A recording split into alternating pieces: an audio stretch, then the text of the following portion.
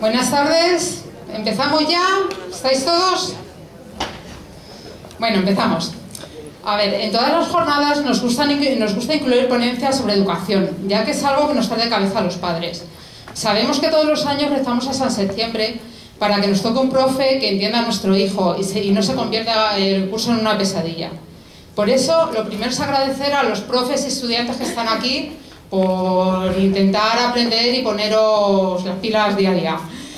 Las estadísticas sobre fracaso escolar en este país son terribles. Como ya dijeron esta mañana, 1 de cada 3 jóvenes entre 15 y 24 años dejó sus estudios antes de terminar secundaria, y muchos de ellos son TDAH. Además, las tasas de repetidores, suspensos y expulsados son significativamente mayores en alumnos con TDAH. Y es que nuestros hijos y hijas, y en general todos los chicos y chicas, necesitan un modelo de aprendizaje basado en la participación y la motivación por el descubrimiento. Es muy cierta la frase que dice: cuéntame y olvido, enséñame y recuerdo, involúcrame y aprendo.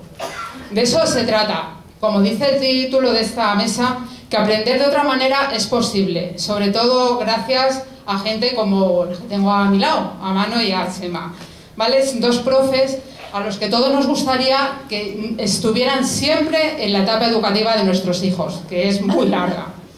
A ver, por un lado, Chema ha sido profesor de educación primaria durante más de 9 años y tiene bastantes galardones por ellos. Entre ellos ha sido Premio Nacional de Educación en 2013 y ha sido nominado al Premio EducaBanca 2022 como Mejor Docente Universitario. Actualmente es profesor en el Máster de Neuropsicología y Educación en UNIR, docente en el Máster de Neurodidáctica, Formación del Profesorado y Máster de Dificultades de Aprendizaje en otras universidades españolas. Creó el blog Pizarras Abiertas, con el fin de favorecer la comprensión y vivenciar mejor todo aquello que trabajaba con sus alumnos. Por su parte, Manu Velasco también es docente de educación infantil y primaria y es un referente en el sector. También ha recibido el Premio Nacional de Magisterio, ¿no, Manu? Sí. Y se ha convertido en un referente en el sector educativo por las técnicas que emplea en el aula, en las que fomenta el uso de las TIC para mejorar el aprendizaje de los alumnos. Su blog, el blog de Manu Velasco, es muy conocido en el ámbito educativo y ha recibido numerosos premios. Igual que, alguna vez ha colaborado con UNIR también y actualmente me estaba comentando que da clases en la Universidad de León. Pues nada, os dejo con ellos, disfrutar mucho y aprender mucho, ¿vale? Empezamos.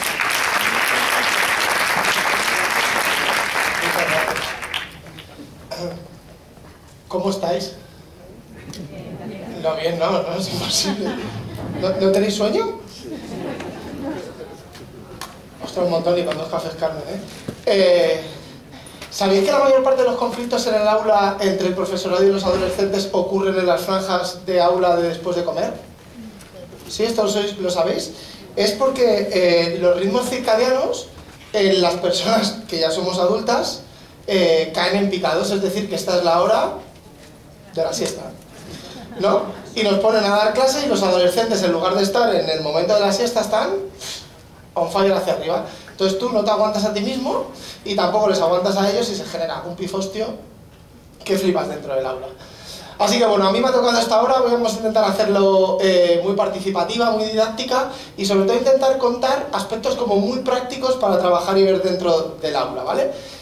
Antes de nada y empezar, de verdad muchas gracias porque estábamos contando antes, no sé si es la 3ª o la 4ª vez que venía aquí a Fuenlabrada, aunque esto está en Mordor, de donde yo vivo.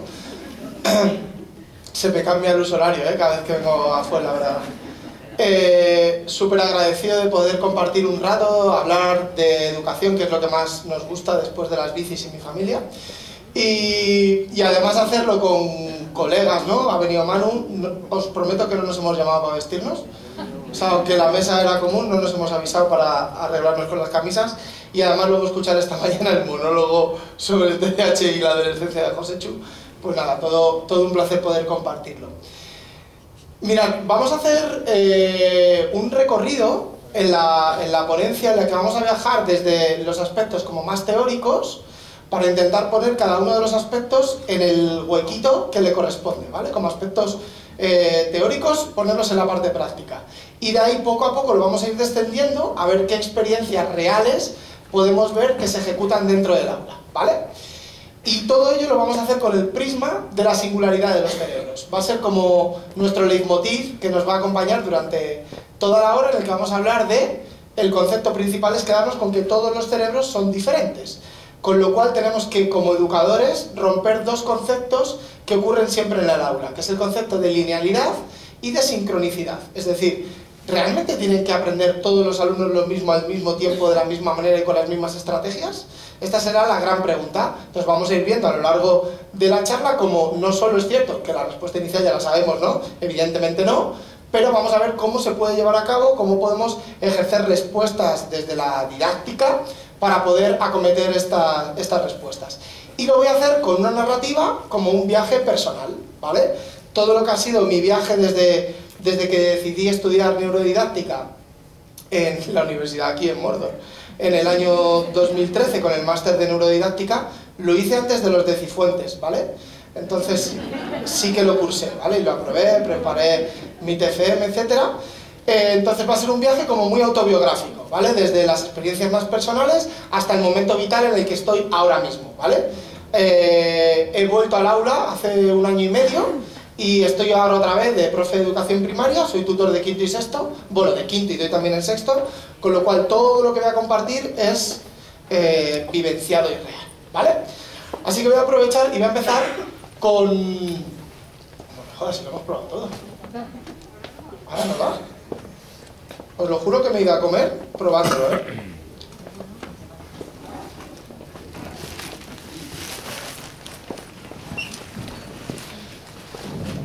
Esto es el día a día en el aula.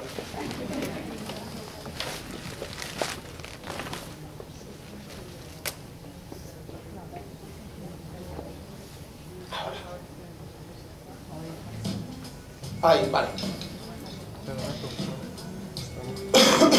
Voy a empezar con una historia personal, ¿vale? Y que tiene que ver mucho con esta canción que está sonando de fondo. Si le puedes dar un poquito de voz. Es una canción de Jorge Drexler que se llama Amar la trama más que el desenlace. Yo llegué al cole nuevo donde estoy ahora hace 1 año y medio, donde es un cole muy centrado en la inclusividad y la neurodiversidad, es decir, el concepto normal es algo tan ambiguo como preguntarte qué significa ser normal en el mundo de hoy en día, ¿no? Se ocurren cosas muy diferentes. En este devenir he tenido algunos alumnos y ahora voy a hablar personalmente de uno que le he prometido que le iba a llevar una camiseta, así que tengo que comprársela luego. Voy a hablar de Diego, ¿vale? Es un alumno, pues, que en el DSM-4, DSM-5, ya no sé por cuál va, pues la foto al lado del trastorno del neurodesarrollo del TDAH con la H gigante, pues ahí él tiene su foto al lado, ¿no? Y señala ahí como haciendo las fotos que hacen los chavales hoy en día. Y Diego es un chaval súper movido, con una alta sensibilidad, pero no hay Dios que lo deje quieto en clase. Además lo que hace es que te revolotea la clase, ¿no? Como le tengas un rato parado, pues te la revienta. Y además, como tiene bastantes habilidades sociales que se llevan muy bien con el resto de sus compañeros, pues hace que el resto les sigan, ¿no? Y claro, ¿qué es lo que nos ocurre muchas veces a los profes? Que como dice la canción, nos centramos siempre en el desenlace de todas las historias. Entonces, como no hace las conductas que yo espero que tenga dentro de la clase, hemos estado literalmente de hostias desde el mes de septiembre hasta el mes de enero, ¿sí? Y esto lo digo como que se supone que el experto que está hablando aquí, que cómo, no sabes tratar a un TDAH, ¿qué es lo que pasa? Pues a veces no. Nos cuesta llegar, nos cuesta identificarlo, nos cuesta ver las necesidades que tienen cada uno de ellos. Pero cuando cambias el foco y no lo pones tanto en el desenlace, sino que pones el foco en la trama, qué necesidades tiene, qué le gusta, qué le apasiona, cómo le gusta aprender, es decir, entablas una parte mucho más personal en el que tú te reseteas, ¿no? Hay una parte que esto seguramente que a muchos educadores os habrá pasado, habéis tocado fondo alguna vez con alguno de vuestros alumnos y has dicho, ya hasta aquí, ya no puedo estar más de mierda hasta arriba, vamos a ver cómo puedo cambiar esto que estoy haciendo en el aula porque no está funcionando. Y así nace una conversación que yo tuve con Diego sobre qué necesidades tenía. Yo le decía, Diego, necesito para poder ayudarte, entenderte, porque hasta ahora soy incapaz de entenderte, porque sé lo que te pasa, pero no sé qué necesidades tienes. Y Diego, bueno, pues entabló una serie de conversaciones, me empezó a hablar de cosas que necesitaba en el aula, necesitaba movimiento libre cuando lo necesitaba poder prever las tareas que tenía que hacer, necesitaba además compartirme cómo estaba en función de cada uno de los días, y en función de todo eso, pues nos hemos inventado una serie de códigos. Lo primero que hacemos es hablamos de fútbol durante los primeros minutos de clase porque le mola un huevo, y mientras yo voy preparando la clase pues le voy contando, oye, ¿qué tal? ¿Viste el partido de ayer? ¿Qué tal? ¿Cómo quedaron? Además es del Atleti, yo del Madrid, con lo cual hay un enfrentamiento como mucho más divertido. Y además a partir de ahí lo primero que tenemos que hacer una vez que hayamos establecido el vínculo personal, Diego siempre me tiene que decir cómo está. ¿Cómo te sientes hoy? Ya trabajamos toda la parte del universo de las emociones. Pues hoy estoy cansado, hoy estoy nervioso, hoy estoy intranquilo, Chema. Vale, pues perfecto, Diego. Yo ya con esto puedo empezar a planificar tu hoja de ruta. Porque claro, no puedo tratar igual a Diego que a Óscar, que a Samu, o que a Laia, o que a Inés. Necesita cualidades diferentes. Y a partir de ahí yo puedo planificar todo esto. Así que esta historia un poco personal que va a volcar aquí es un poco la historia de Diego, lo que vais a ir reflejando cada uno de estos. Esto es verdad, no digo el apellido porque entonces me estaría pasando la ley de protección de datos por allá, pero vamos a hablar de esto, ¿no? De cómo conseguir darle a alguien lo que necesite. Y a día de hoy, ayer sin ir más lejos, pues la relación es mucho más afable entre él y yo, se han reducido los conflictos dentro del aula, lleva 2 meses sin recibir ningún parte, no solo en mis materias, sino en el resto de las materias. Y bueno, lo que él transmite es que se siente más involucrado y entiende mucho más lo que vamos a hacer. Y esto se vuelca no solo en un cambio personal de mí para Diego, sino también en un cambio metodológico en cómo preparo y diseño las clases específicas de lo que estábamos dando hasta ahora. Así que esto es lo que vais ahora hasta el momento, ¿vale? No me jodas que esto me espera todo el rato. ¿Quieres hacer de mi puntero? Vale. Bien. Sí, no sé por qué ha pasado, pero ha pasado. Ya está. Vamos a contar la segunda historia, porque ha habido una pregunta que le hacían a Josechu y era, oye, ¿qué hacemos con un profe que no quiere, no admite, no contempla lo que es el TDAH, ¿no? Sí, ha salido la pregunta esa. Bueno, pues vamos a utilizar una metáfora que creo que es muy importante y más en una especie de encuentro familiar como el que estamos generando aquí. Vamos a hablar de estos árboles. ¿Sabéis qué árboles son? Son secuoyas, ¿no? Y las secuoyas son unos árboles tochísimos, ¿no? Según tu intuición, tus conocimientos previos, como una secuoya es un árbol muy grande, las raíces son muy profundas o poco profundas. ¿Poco profundas? ¿Tú qué diríais? Muy profundas, tú poco profundas, tú sabes de esto, ¿no? De lo que estamos hablando. No tenemos ni idea. Hay gente poco, muy... Yo la intuición sería que si es un árbol muy grande tiene raíces muy profundas para sujetarse. Pues resulta que las secuoyas son súper especiales. Tienen las raíces muy poco profundas. Y ahora viene entonces la segunda pregunta. Vale, ¿son poco profundas pero son muy extensas o poco extensas? Pues tampoco. Tampoco. Qué cabronas, ¿no? Entonces vas a Cabezón de la Sal, ¿no? Allá a Santander, tampoco hay que ir a Estados Unidos, ¿no? Cabezón de la Sal, ves el bosque de secuoyas, te flipa, ¿no? Te quedas ahí como súper pequeño al ver un acontecimiento tan brutal y dices, ¿y cómo se mantienen de pie? Algo que es súper grande, ¿no? Esto es como un tío de 1,90 m con un 38 de pie. No, esto no casa, ¿no? Ledi Tavares, el jugador del Madrid, tiene un pie para poner una jardinera. Entonces, si es algo muy grande y tiene raíces muy pequeñas y raíces poco extensas, ¿cómo se mantiene de pie? Por el grupo, por el apoyo del grupo. Por el apoyo del grupo, se entrelazan y se arremeten unas secuoyas contra otras. Y eso es lo que las permite mantenerse en pie. Pues yo creo, metafóricamente, que cuando nos enfrentamos al desafío de atender la diversidad dentro de las aulas, debemos, la comunidad educativa, comportarnos como secuoyas. Necesitamos del alumnado, necesitamos a las familias, necesitamos al resto de compañeros. Y voy a tirar una lanza todavía más grande, necesitamos a gente que en un primer momento no tienen por qué dedicarse al ámbito educativo. Necesitamos a psicólogos, necesitamos a neurocientíficos, necesitamos a médicos que nos den pautas a los educadores de cosas que no tenemos por qué saber. Hoy es el cumpleaños de Beni, de Javier Blumenfeld. Este es un médico que trabaja en el Hospital del Escorial y fue la primera persona que yo conocí vinculada al TDAH que no trabajaba en educación. Pero Ben hizo una cosa que a mí me dejó como completamente loco. Él trabajaba en el Hospital del Escorial, yo trabajaba en un colegio en Bonarzarzal, entonces él trataba a un montón de niños derivados de mi cole. ¿Y qué dijo él? Al parecer los niños hablaban muy bien de cómo yo trabajaba, ¿no? De lo que yo estaba haciendo en el aula. ¿Y qué hizo Beni? Pidió mi teléfono, me llamó y me preguntó: oye, yo trabajo con estos niños, ¿cómo estás trabajando tú en el aula? ¿Qué estás haciendo? Yo le contaba las cosas y a raíz de eso empezamos a tomar muchas cervezas. Y yo le decía: oye, Beni, pero ¿y qué es esto del TDAH? ¿Qué es lo que ocurre? ¿Qué es lo que está pasando? ¿Cómo está funcionando su cerebro? Porque el yo comprenderlo desde una perspectiva clínica me ayudaba y me permitía poder acometer mucho mejor la práctica educativa que estaba haciendo. Y además montábamos en el cole, en aquel entonces, hace ya la pila de años, montábamos unas cosas que se llamaban café para adultos, ¿no? Yo lo llamaba el café para mis niños. Y como los viernes por la mañana yo tenía horas libres, de 9 a la hora del recreo, 2 horas libres, hacíamos un café para todas las familias que quisieran, vinieran al cole a tomar un café. Y entonces hablábamos de educación, hablábamos de necesidades, es decir, hacíamos una tarea divulgativa sobre qué era lo que estaba ocurriendo, porque también el peso que hacen familias que no tienen este marrón encima es importante para sensibilizar al resto de la parte de la sociedad. Entender que aunque yo no tenga este problema, o este desafío, o esta dificultad, o como lo queramos utilizar, es importante visibilizar que esto ocurre dentro de la sociedad, ocurre dentro de las aulas, y debemos de hacer esta labor pedagógica.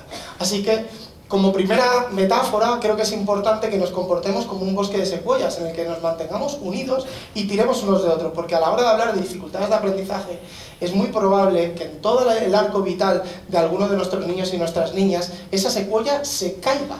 Y de que se levante dependerá de todo el entramado que las secuoyas hayan tejido entre ellas. Y cuanto más fuertes estén, más fácil será poder levantar esa secuoya y volver a enderecerla y que forme parte dentro de todo este bosque.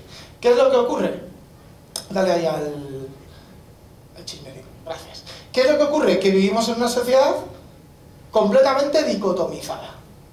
O es blanco o es negro, ¿no? El TDAH o existe o no existe, pero no con el TDAH. Las altas capacidades, la dislexia, el autismo, de todo hay algún lumbrera que se inventa alguna movida para decirnos si existe o no existe. Está tan sumamente dicotomizado que nos meten en cajitas para intentar como enfrentarnos entre nosotros. ¿Cuál ha sido el gran concepto o el gran término que más han metido dentro de una cajita y que ha condicionado un poco todo el devenir de lo que es la educación hasta el contexto actual? El primer término ha sido el concepto de la inteligencia, y eso nos ha marcado durante un montón de tiempo. La inteligencia se ha medido relativamente o evolutivamente hace 4 días, literalmente. 4 días. Y además estaba medida por 2 estándares clásicos: procesamiento de la información y todo lo que tiene que ver con las capacidades lógicas, ¿no?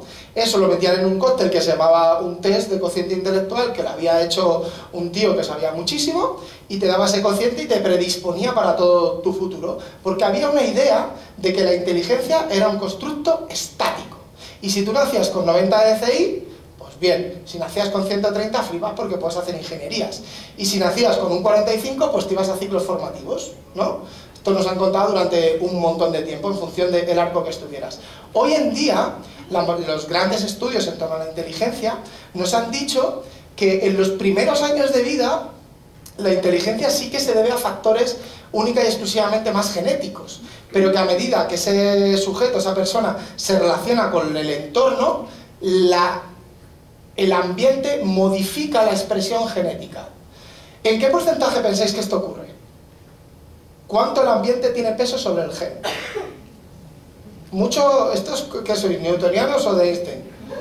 Eso no es nada. ¿Cuánto es mucho? 90, pues, joder.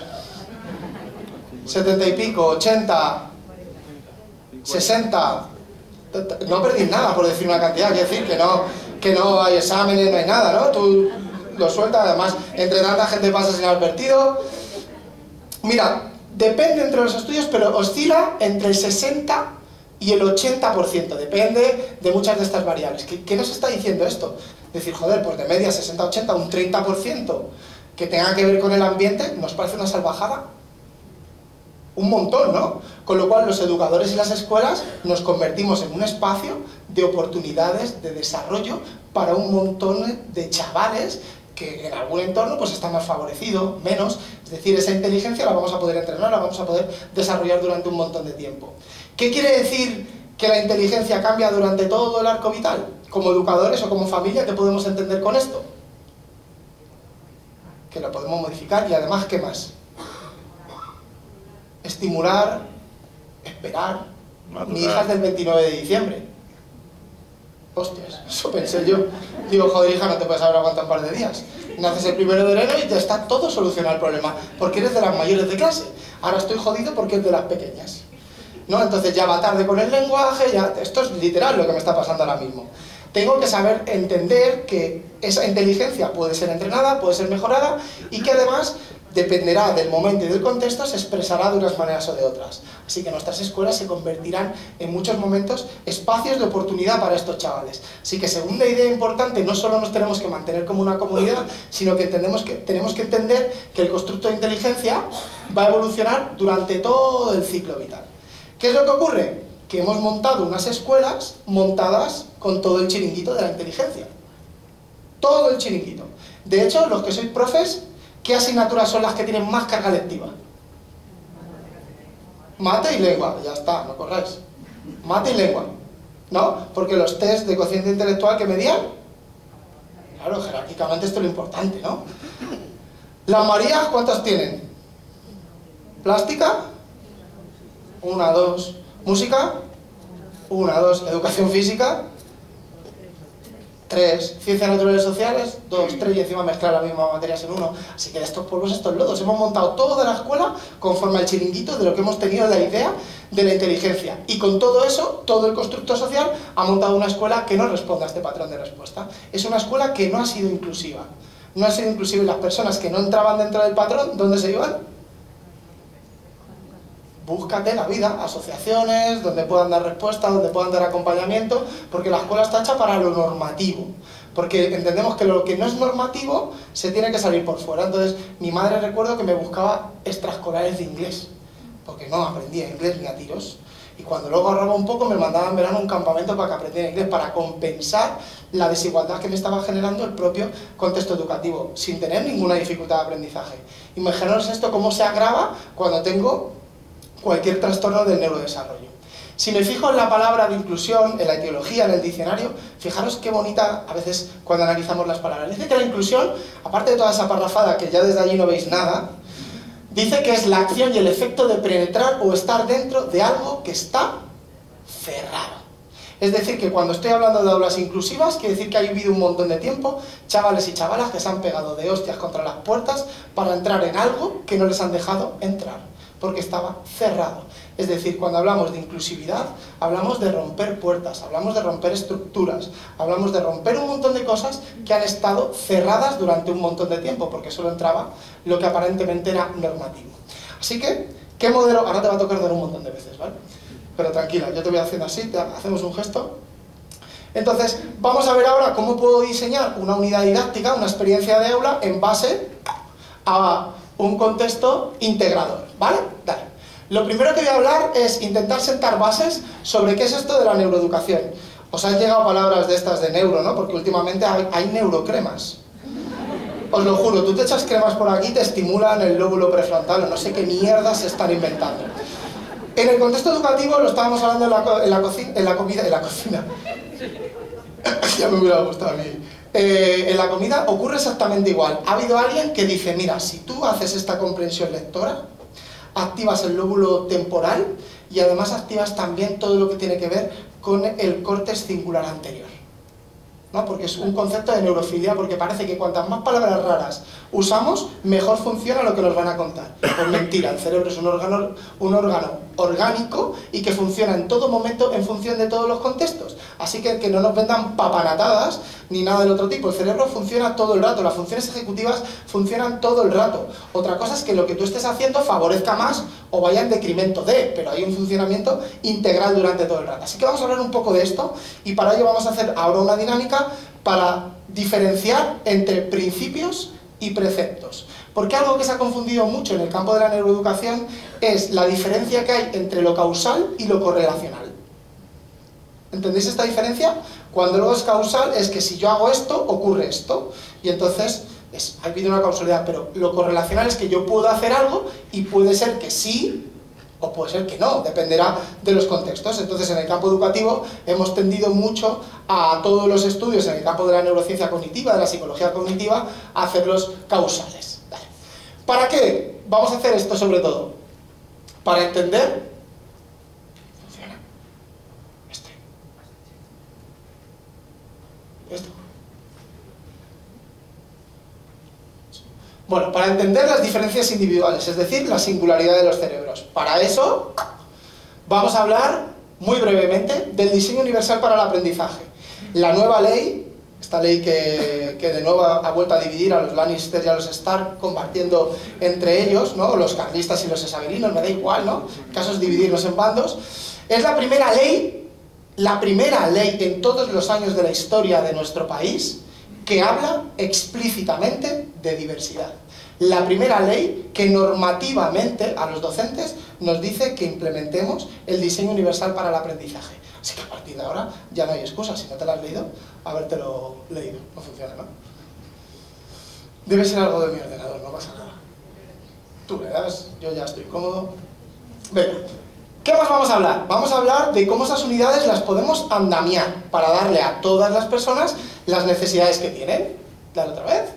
Vamos a hablar de las grandes prácticas educativas que realmente tienen un alto impacto en educación, que no son, por ejemplo, las ratios, aunque son importantes, pero no es lo que más impacta en educación. ¿Vale? Vamos a hablar de este concepto y otra vez, de cómo jugando con los diferentes niveles cognitivos podemos conseguir romper ese concepto de que no hagan todos lo mismo al mismo tiempo de la misma manera. Y eso lo vamos a conseguir hablando de la multinivelación de las aulas, la multinivelación de los aprendizajes curriculares. ¿Alguien de aquí hace deporte? No hace falta que, si queréis lo podéis pensar, ¿no? Porque socialmente tampoco está bien preguntar esto y decir que no lo haces, ¿no? No pasa nada, ¿vale? Mi mujer dice que del deporte también se sale. Mirad, esto es como cuando tú estás preparándote, por ejemplo, una maratón, ¿no? Entonces, cuando tú estás preparando una maratón con un grupo, o estás haciendo pesas, me da igual, se prepara los ritmos de carrera en función de las capacidades de cada uno, ¿no? Es decir, que por ejemplo, mi colega Morante, que es un enfermo de correr, pues va a unos ritmos diferentes a mí, que no me gusta nada, ¿no? Pues esto, la multinivelación es algo parecido dentro del aula. Aunque yo tengo 25, 28 dentro del aula, voy a ver cómo diseño y preparo una unidad didáctica para que cada uno trabaje a su ritmo, alcanzando el mismo objetivo, pero no teniendo por qué llevar el mismo plan de entrenamiento. Esto es una locura si piensas en un libro de texto, una lectura y unas actividades que realizar. Es una locura, pero se puede hacer, ¿vale? Así que vamos a ver cómo hacerlo. Para ello, vamos a entender el primer constructo. Vamos a hablar de neuroeducación muy brevemente y lo vamos a hablar con este marco teórico que se llama, de esta mujer que se llama Tracy Takahuma Spinoza. Tracy Takahuma Spinoza, como está muy en la línea esta de no polarizar, de tender puentes, se reúne con neurocientíficos de todos los lugares del mundo, de todos, hasta Oceanía. Y además con antropólogos, sociólogos, psicólogos, pedagogos, psicopedagogos, toda esta gente que se dedica a las ciencias humanas, y les dice, oye, necesitamos que hagamos un consenso sobre qué realmente tiene un alto impacto en el aprendizaje de las personas. Y podemos asumir que es un principio, es decir, que es universal para todas las personas. ¿Vale? Es decir, que va a ocurrir sí o sí. Y además necesito que hagamos otro pequeño paquete sobre qué serían preceptos, es decir, que tiene un alto impacto en educación, pero no va a funcionar en todas las personas por igual, ¿sí? Y entonces con todo esto se ponen a estudiar, a analizar un montón de estudios y hacen un informe que se llama el informe Panel Delphi, por si alguien lo quiere buscar, identifican que hay 6 principios y hasta 35 preceptos, ¿vale?